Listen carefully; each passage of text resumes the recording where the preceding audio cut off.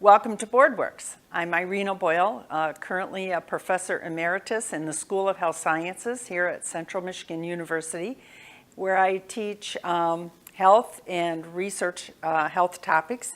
I've been a member of the Gratiot County Community Mental Health Board of Directors since 2003 and have served as their board chairperson since 2007. Today we want to talk about some leadership fundamentals, and we want to acquire an understanding of the responsibilities and the corresponding authority as a collective body as well as individual members. I want you to keep in mind that community mental health is a very complex organization, and it looks very different than it did when at the time of our origin. We live in a world where new knowledge quickly becomes old, and we've all seen that happen in our boards recently. This requires us to hold on to a set of sound moral foundation and values so that we can best evaluate all the information that is simply thrown at us. In this new age, it requires board members to acquire competency skills and continuously learn so that we can become effective leaders. Although the CEO and executive directors always struggle with each other's turf in matters of policy versus matters of operation, being informed as a member of your board is the best course of action. It keeps us from drifting apart and keeps us focused on our strategic plan and our strategic goals. Boards need to embrace their continuous development and learning. And we encourage boards to be able to have some sort of board development at the beginning or the end of each of their board meetings. This keeps the board informed, and it also keeps them current about what is most important in their organization. So you might be wondering all about these roles and responsibilities. So I'd like to be able to summarize some of them, including the role that we all have individually as a board member and then collectively as a body as the entire board. So our fundamental responsibilities include a number of things, and the most obvious probably that all of you have been involved in is developing your mission, your vision, and your strategic plan. And hopefully you're reviewing this strategic plan on an annual basis or even more often. I oftentimes encourage and always like to be able to see items from our strategic plan placed on our agenda. And I ask our CEO to be able to do that for a number of reasons. Because if we have an item on the strategic plan and we don't see it on an agenda for several months, then we wonder, why is it part of our strategic plan? And we have to ask ourselves, what are we doing to be able to move toward that particular goal or that particular item in our plan? The second function or the second responsibility that we have is certainly the CEO function. We all hire the CEO, we select that person, we compensate them, and we evaluate them. And we sometimes, unfortunately, have to dismiss them as well. So this is an important function. It is an oversight and one of our primary responsibilities that we have. A third primary responsibility that we have is certainly finances. And we're responsible for, fiscally responsible for all different types of budgets. We're responsible to our local counties. We're responsible to the state and to the federal government as well. And we have to be in compliance with the law on those particular finances. And I'm sure that many of you in your organizations have experienced those wonderful audits that we all experience from time to time. The fourth function that we have, or the responsibility that we have, is really program oversight. And this is where we look at our programs and we decide, are we serving the persons that we're supposed to be serving? Are we doing that efficiently and effectively? What can we do to collaborate with the community to be able to serve our individuals at the highest level that we possibly can? Do we have enough staff? Do we have enough resources? Do we need to be able to provide some more finances? Do we need to be able to provide some different types of facilities? All those kinds of things come under program oversight. And the final responsibility that we have is certainly compliance with the law. And we all know that we have been empowered through the Michigan Mental Health Code to be able to perform our duties. We have to comply with the law and make sure that the agency is fully complying with the law as well. Boards need to first have an understanding of the foundations of their existence. This is accomplished through developing an understanding of the public policy origins and the history of the community mental health system, as well as where the system is presently today. Over the last 30 years, the mental health system in Michigan has moved from a state hospital-based system to a community-based system, resulting in huge policy implications. Michigan has moved from a funding base of state general funds to a heavy reliance on Medicaid and the federal rules and regulations that come along with Medicaid. Central to this is leadership, and boards are required to have an understanding of our own responsibilities. So collectively we act together as a group, and individually we act as we can for our consumers. You're probably wondering, how do you accomplish all this accountability? So we want to be able to explain the implications of accountability, including parliamentary procedures, open meetings, and freedom of information. It might be one of the least understood parts of your board meeting. And the board represents and is accountable to the general community as well as specific consumer communities. As a public body, transparency in its decision-making is not only the right thing to do, but it's the laws. Many boards now follow Robert's Rules of Order for parliamentary procedure. This is not a requirement, but it seems to be an accepted practice among almost all boards. A regular and special meeting of the board should be open to the public, and those meetings are advertised at your agency and in local newspapers and around your community so that consumers and the general public can have an opportunity to be able to attend. This makes you in compliance with the Act number 267 of the Public Health Acts of 1976, or the Open Meetings Act. You may go into a closed session, however, if you have a 2/3 vote for some limited purposes. Oftentimes this is done with a roll call vote, and the purpose needs to be cited in the board minutes. For example, you may want to go into a closed session to be able to evaluate and discuss your CEO performance, and then come out of board closed session to be able to present that into the final minutes of the board meeting. This is probably one of the least understood responsibilities of board members as well. And this is looking at your bylaws and your governance policies. So your bylaws define the specifics of how your board chooses to operate as a public body.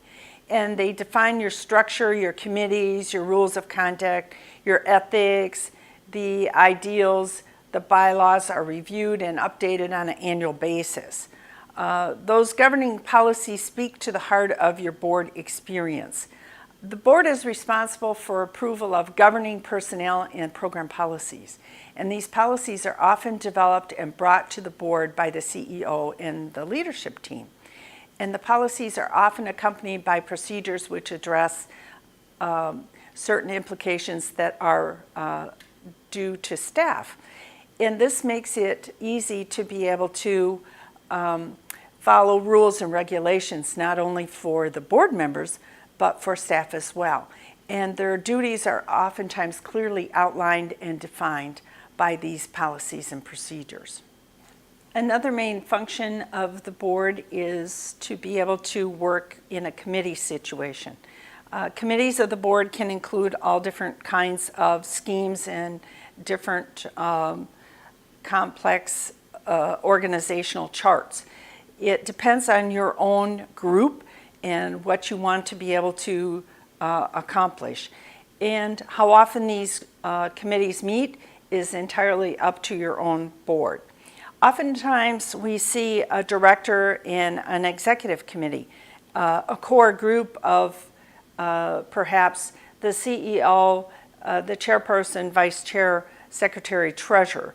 And they oftentimes can meet and do some preliminary work before the regular board meeting. We oftentimes see a finance committee that's responsible for the day-to-day expenses and making sure that the bills are paid and that we have a budget for the following year and that we are monitoring our budget and evaluating our expenses and our revenues each month of the year. The program committee is got an outstanding function in that they're the ones that are responsible oftentimes for the programs that are out there for our consumers and our persons receiving services. It's important for them to be able to know that these programs are efficient and effective and that they're evaluated and that we have the best possible staff available to them. We have advisory committees that can be formed as well, including directors and CEOs, and they can be advisory committees like Recipient Rights Advisory Committee, where they review the rights complaints each quarter or each month, depending on how often they need. So in order to be able to look at these committees and to be able to know that we have accomplished all that, boards oftentimes want to engage in regular education about your roles and responsibilities. And oftentimes, I know even in my own board, we look at those committees and we say, are they meeting too often? Are they not meeting often enough? What kind of responsibilities do they need? We've shifted some things around, so perhaps we need to be able to make some changes on those various committees. We want to keep those boards and committees at a reasonable size because you all know, and I have experienced this myself many times, if you have too many people on a committee, it becomes a very difficult task to be able to try and accomplish some goals. Oftentimes, it's easier to have a core group of people doing some of the preliminary work in order for the whole group to be able to approve. This is also important for committees to be able to create job descriptions for the CEO and expectations and responsibilities. And we want to be able to form an active and qualified finance committee so that we know that they're the ones that can be the best managers of our funds. Create good policies that are tailored to our agency and our community. That's really important for that program committee. And engage in regular and systematic strategic planning. Here comes that word again, strategic planning. Continually grow talent and implement a succession plan for the CEO. It's important to be able to have regular training for staff and to be able to mentor staff to be able to move into a leadership position if possible. Team building, it's important, and it can be accomplished in a number of different ways. And what works for one board might not necessarily work for another board. Effective teams have open-ended meetings and they develop problem-solving strategies that go beyond discussing and deciding and delegating whatever they do. They really roll up their sleeves and they work together.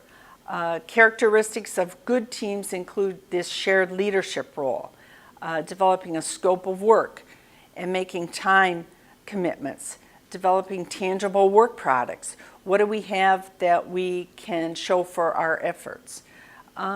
Teams also tackle issues or problems that can benefit from a real participatory process. Successful teams, no matter the individual preferences, support the final decision of the team. I know simple team building activities for us have included at the end of our regular board meetings, we just simply go around and do a little board check-in with each of our members. And we talk about 30 seconds or so, some of the things that have been happening.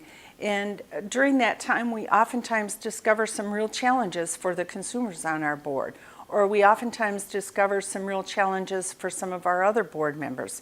And that provides an opportunity for us to be able to discuss as a group, some things that we might be able to do to address these particular issues. The vision, mission, values, and outcomes are extremely important for a board. And this is where a board identifies areas that we see gaps in our community. We also might need to develop policies and procedures and reporting mechanisms to minimize risks, not only to our consumers and our persons receiving services, but also to our staff and ourselves as well. The vision is usually short and succinct, and it inspires us as an agency, and it tends to become something that we want to achieve at a certain point in the future. The mission defines us. It tells us who we are and who do we serve, how do we serve them. For example, the mission of my board is empowering individuals through supportive services to enhance the quality of their lives. Now that includes a lot of different things in it, and it includes not only programs and finances, but it includes looking out into the community as well. We first started to see blue ribbon mission statements in the 1960s when President John F. Kennedy defined a mission for the Apollo space group, and he said we wanted to land a man on the moon and return him safely to the Earth by the end of the decade. That's a pretty specific mission and a pretty specific vision that we can see. So for us as a board, we need to be able to look at our mission, vision, and certainly our values. How are we making our decisions? Do we make those based on all of the specific knowledge that we have, all of the resources that we have? How are we making decisions about our group? Are we looking at honesty and respect and rights of our consumers and our persons receiving services? All of this is part of your mission, values, and your outcomes. And sometimes I even ask my own board when we're making a difficult decision, is this decision based on our values as an agency, as a board? Is this a decision that we want to be able to support based on our values, our mission, and our vision? You might be asking yourself, how does the CEO fit in all of this? Well, the board hires the CEO and gives that person the responsibility and the authority to lead and manage and organize the service delivery system. So it's important, a critical component of the CEO's management role is to implement this vision, mission, and the values and policies of the board of directors. And it's important to be able to have that connection with the CEO to be able to make sure that they feel comfortable doing all of those tasks, and to be able to find avenues of training and avenues of support for them to be able to carry out those duties. So some of the typical CEO duties and responsibilities include certainly a needs assessment and services planning. And this oftentimes can be done in conjunction with other nonprofit organizations in your community. For instance, public health is responsible for a needs assessment and services planning. And that can oftentimes be done in conjunction with public health, and mental health can do that together. Organizational management of your programs and your services is another duty and responsibility for your CEO. And they want to plan and oversee the development of any sort of policies that we have, to be able to make sure that they are implemented smoothly and that they're evaluated properly. We want to assure that the CEO is in compliance with the Michigan Mental Health Code and the Michigan Department of Health and Human Services contract requirements.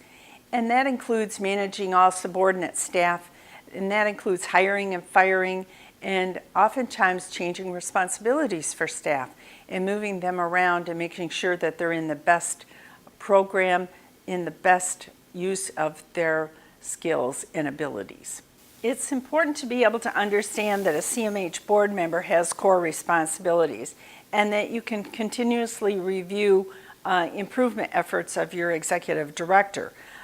We do that oftentimes. I know myself with my executive director, CEO, We have informal sit-down sessions each month, or we can have them more formally when we do her performance appraisal and evaluation. It's the ultimate responsibility for the agency, and it certainly sets that direction for the agency. And it's important to understand that role of the CEO versus the role of the directors.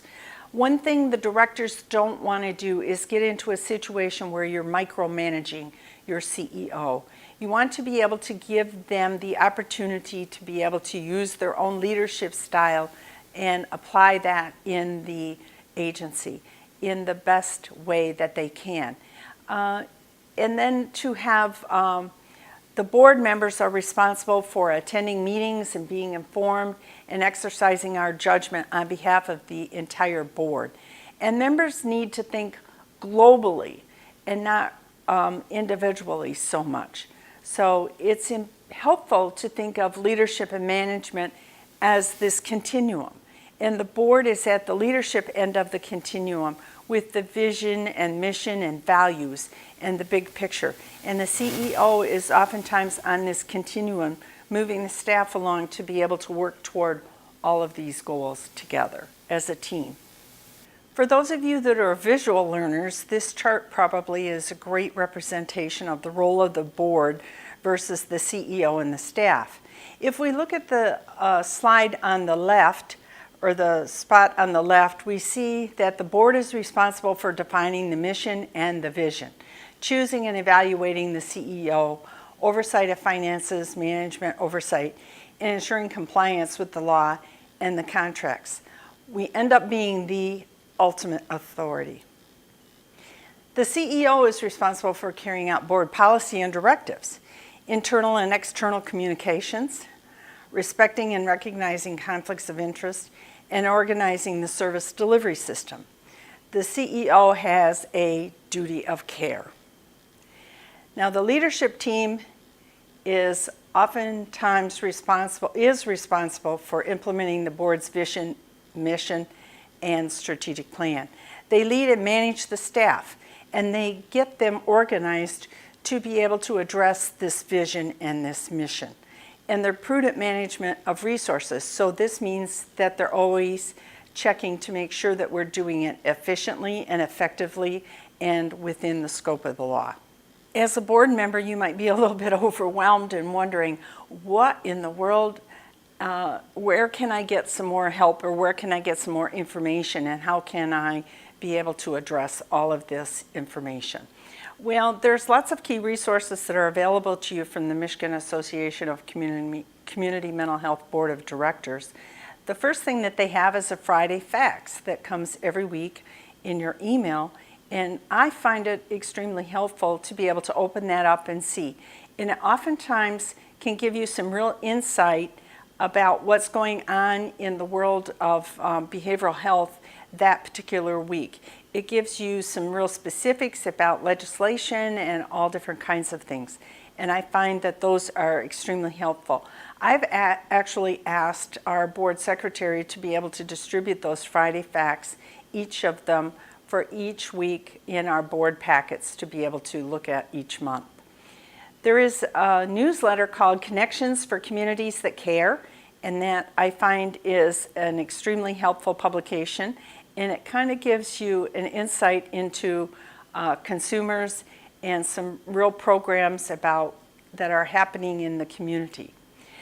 The one thing that I always look for in my board packet is the CEO report.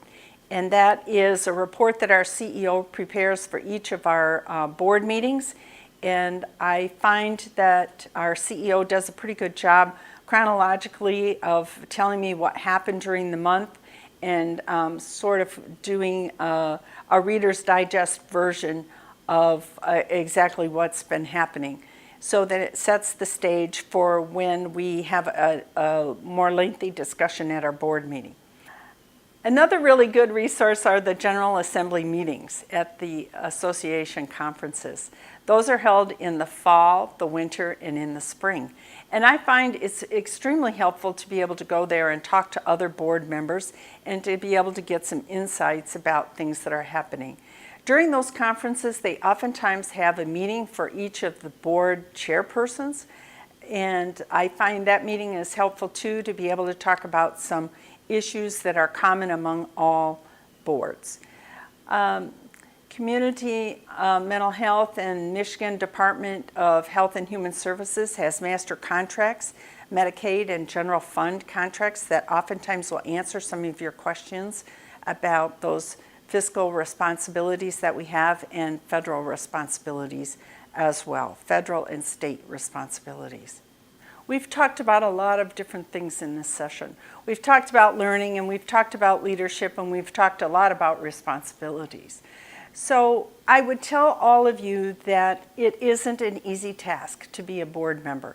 It takes a lot of energy, it takes a lot of willpower, and it takes a lot of learning to be able to do that and interact with all of your other board members to best serve your communities. I would tell you that if you're feeling uneasy about something, ask somebody. Ask another partner or ask another mentor or someone to be able to help define something clearly. Don't be afraid in a board meeting to just simply say, whoa, can we back up just a minute? I need to ask a question, or I'm not clear on something. And certainly ask your CEO to be able to help explain things more clearly to you. This is all part of learning and serving our consumers and our persons receiving services. It's an exciting time to be a board member, and I know that it's a complex time, but it's also a very rewarding time to be a board member. And if you can look at it from all different perspectives, I'm sure that you will find that it will be the best job that you've ever had. So I wish you well, and if you have any questions, please feel free to contact your CEO, myself. I'm always available via email, or to be able to contact your board association. It's been my pleasure serving as your moderator for this session, and I look forward to seeing all of you at some point at one of the future meetings.